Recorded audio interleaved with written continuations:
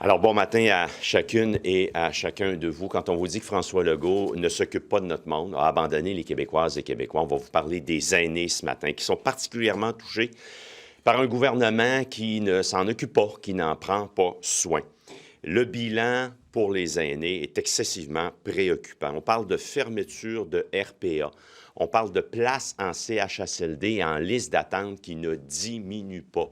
On parle d'un gouvernement qui avait une obsession de faire des maisons des aînés. Les derniers chiffres que nous avons, Maisons des aînés, c'est 1,1 million de dollars par porte pour construire les maisons des aînés. Et à terme, ils n'en sont même pas rendus là et loin de là.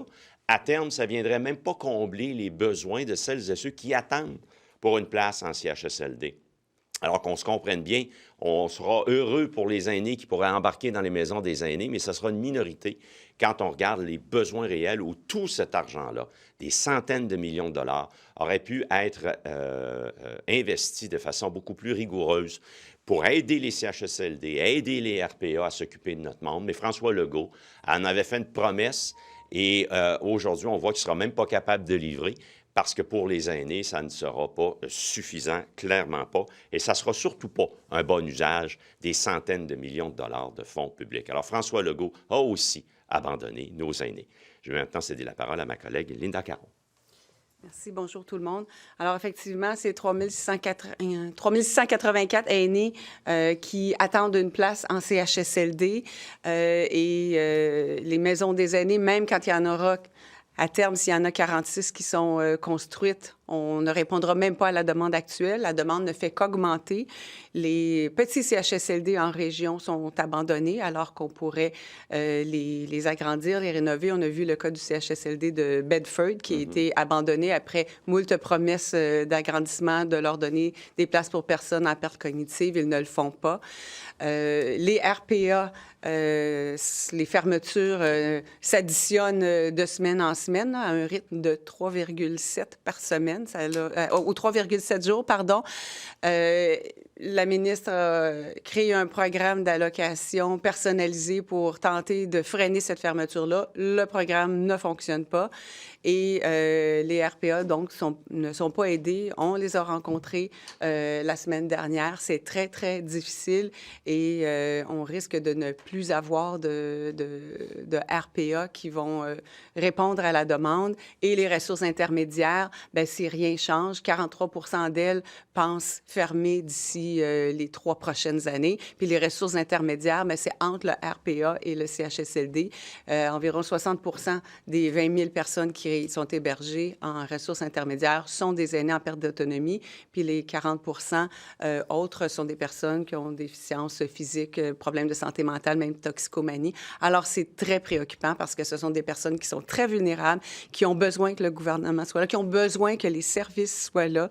Et malheureusement, ça va de mal en pis. Alors, c'est ça le bilan de la CAQ pour ces personnes. Le Dr Oliva va faire une sortie, M. Tanguay, concernant les soins de santé. Là. Entre autres, dire que ce qu'a demandé le gouvernement, 1,5 milliard d'aller chercher, de respecter les budgets, ça a un impact sur les chirurgies et surtout que ça met la vie de patients en danger.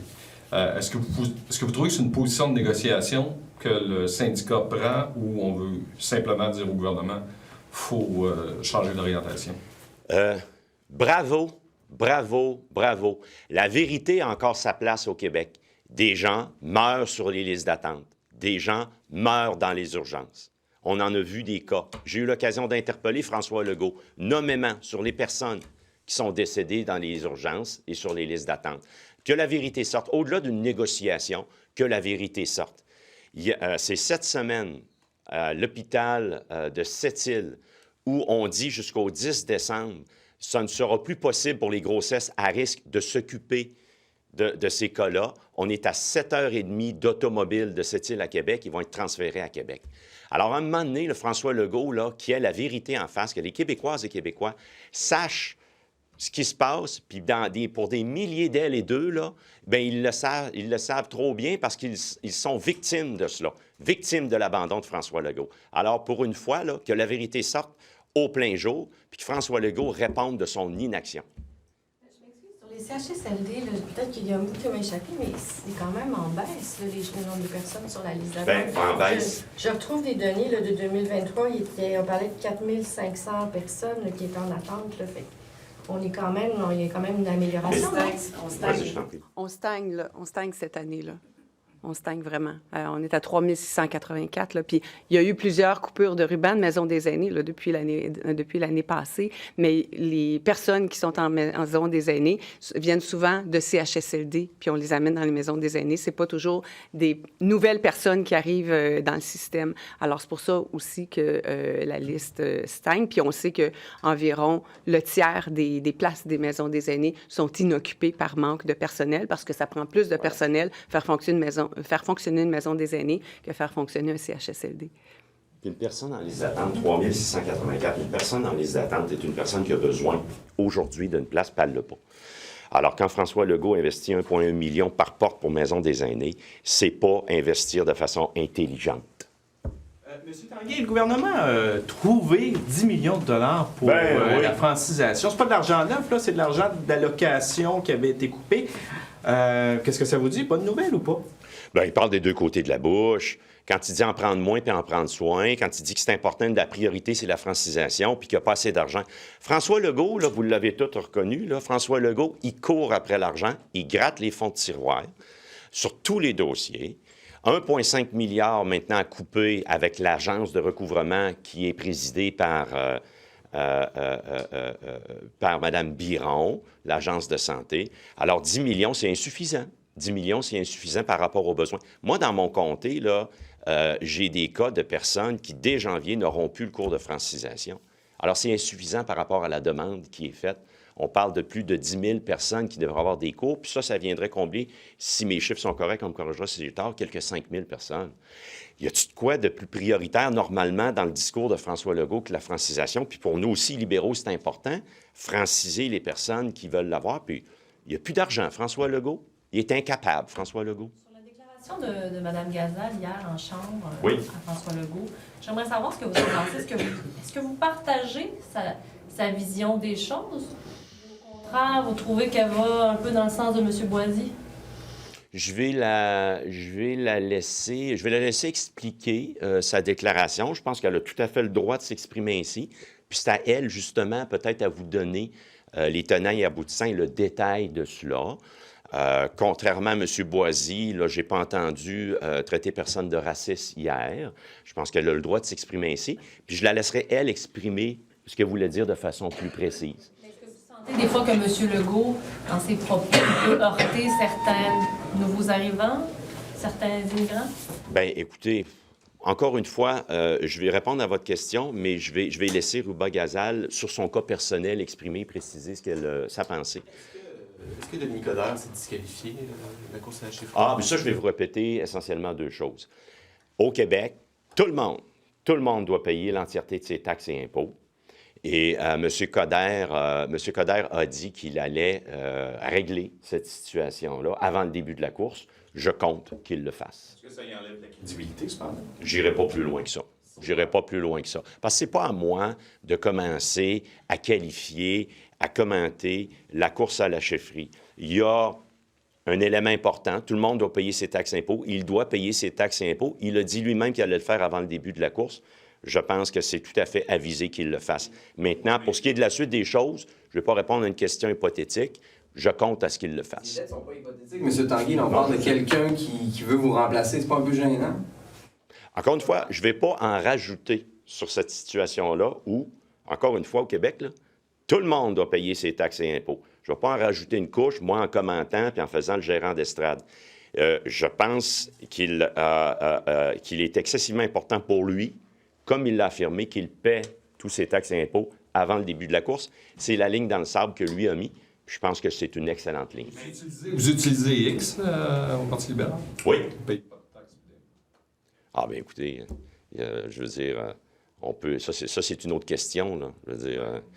Là, on parle de on parlait de la course à la chefferie. Quand même une entreprise qui ne paye pas ses taxes et ses impôts qui peut utiliser. Je pense que tout le monde doit payer ses taxes et impôts lorsqu'elles sont dues. Tout à fait.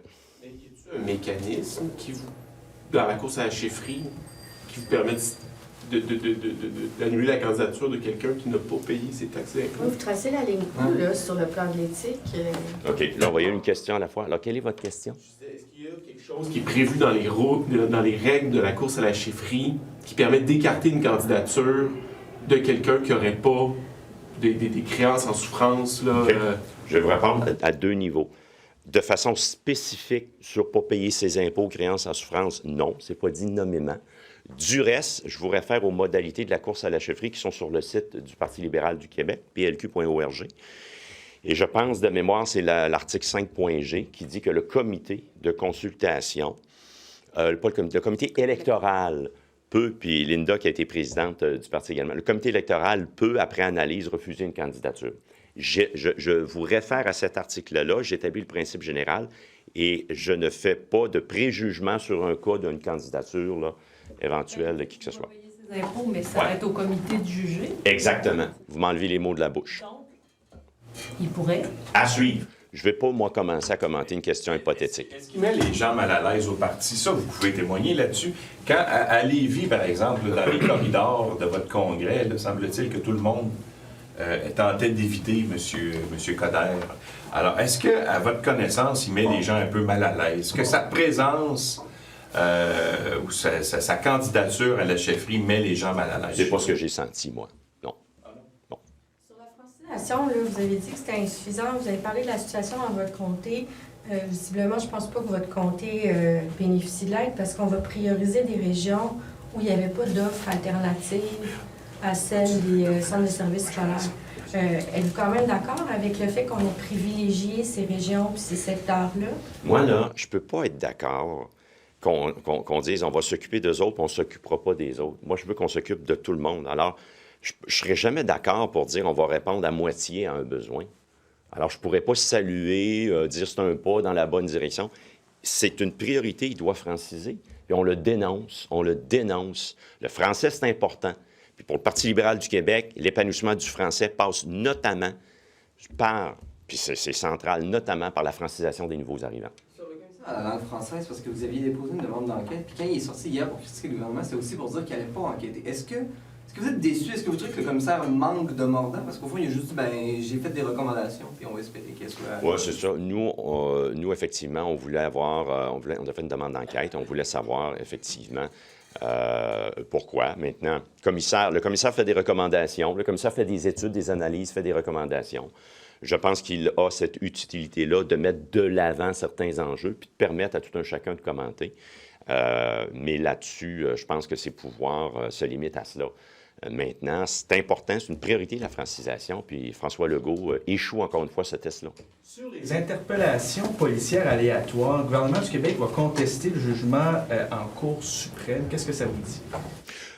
Je vais vous répondre en deux niveaux. D'abord et avant tout, je vais réserver mes commentaires dans la mesure où ce sera débattu devant les tribunaux.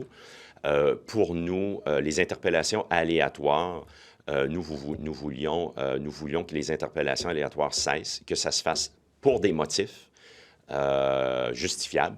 Puis en ce sens-là, le gouvernement décide de porter ça en appel, je crois. Alors, on va regarder la suite du débat judiciaire. For random traffic stops of police officers. There was this case in Supreme Court, in the Court of Appeal, and now Quebec is basically saying we want the Supreme Court of Canada to review this case and the implications. So what do you say about, what's your position about random traffic stops by police officers, and do you believe, as it is the case for the courts, that it laid down to racial profiling? Yeah, absolutely. So we're against this, the random traffic stop. We're against, in principles. And again, it's up to the government to appeal the last judgment. But that being said, for us, our position is clear. We're against the random because, as you mentioned, it has been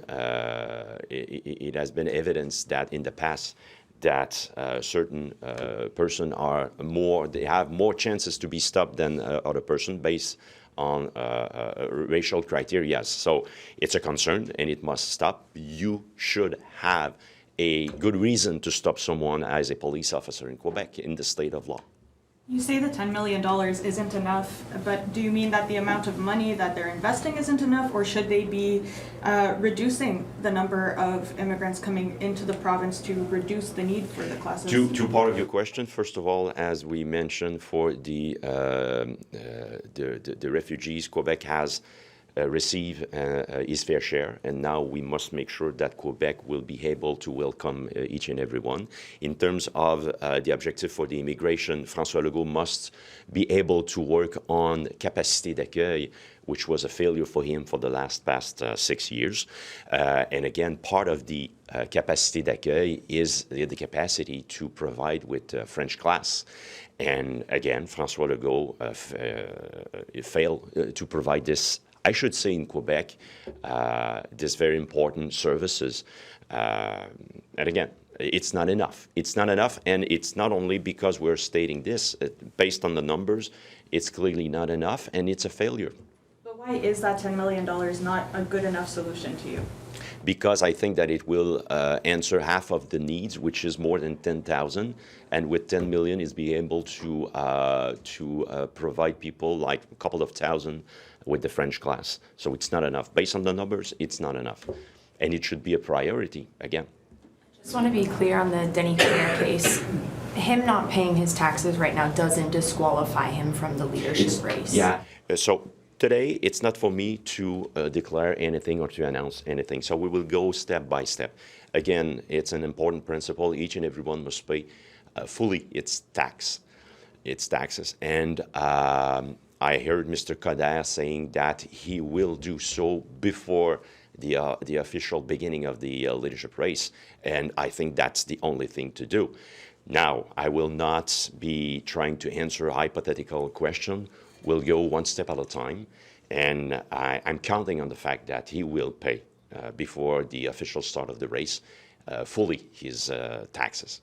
Madame Caron, we saw in the Gazette this morning that there are several CHSLDs who are receiving budget cuts, and because of that will not be providing their usual turkey dinner for the seniors and their families. What does that say to you about the government's priorities right now?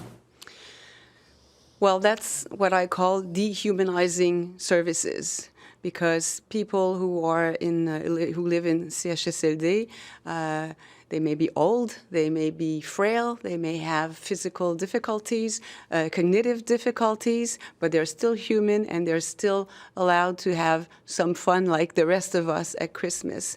And it's heartbreaking that CHSLDs are at this point now cutting on the Christmas party, and that also probably means cutting on other leisure activities. That is the only highlight of these people's day for the rest of the year. So my call today is all of the MNAs who have a budget to help volunteers, if they have a CHSLD that doesn't have any money to make these activities and the Christmas dinner, they should contribute from their discretionary fund to help make the day brighter for these elderlies, because it's not acceptable. Merci beaucoup.